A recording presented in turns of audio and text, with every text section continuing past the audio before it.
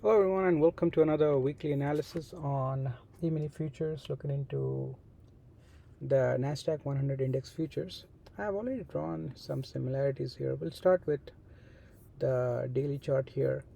If you look at this downtrend line, we actually broke below that. We have not confirmed.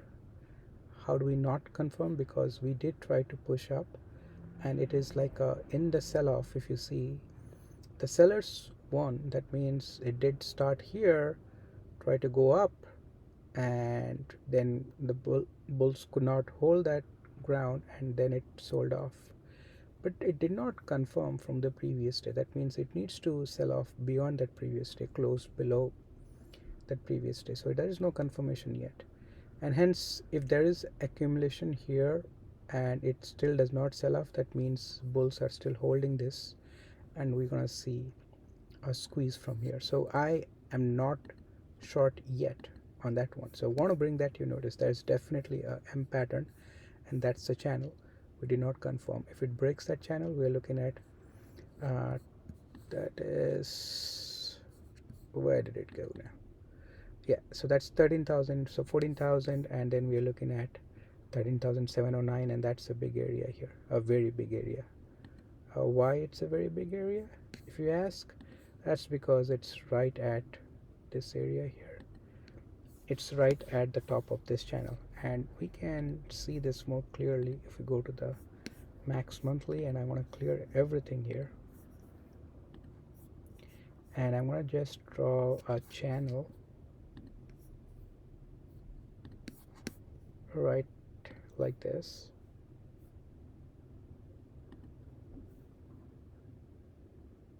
There you go. I touch everything, and then I would just go right like that. So if I see this channel, right, we are touching all the bottoms, that's the channel, right, and then we break off this channel, we come down, retest on that one, and I want to bring your notice here, when we retest here the top of the channel. So this is a monthly basis, if you see. So this is January 1st, January, this is February. So in February, when I actually sold off in this time, we are retesting and we come back and we do not break out in March. So what I started doing in February, started selling off, and March, when I saw this happening, I sold off completely. I just went to cash on my account and I shorted the market. I also got into VIX at that point of time, and it did break into this channel and then sold off and started accumulating. So when it is accumulating like this at this point of time, that gives me, so I was looking at this, I started again taking positions, and I wrote this up. Now what is it doing here? It's coming down here, but where is the big, that's not what I wanted. This is the price here, right around there. So that's the channel. If you see here,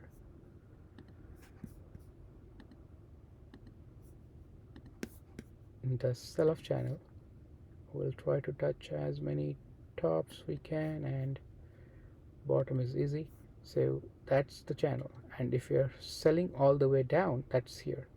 But we broke out, and that's the resistance that we broke out of, and that becomes a support. So if we are coming to 12,790, that would be a big area. So far, no. So far, the other channel that I was showing you, it's need to confirm. So as soon as it confirms below that, I'm shorting, I'm changing to a bearish. But till if it doesn't confirm, I'm still bullish, and I'm going to wait to see if this trend, so it goes up and then it comes down, and it should go up again. But if it does not continue doing that and it starts selling from here, I want to switch and take short, covering to 12,792.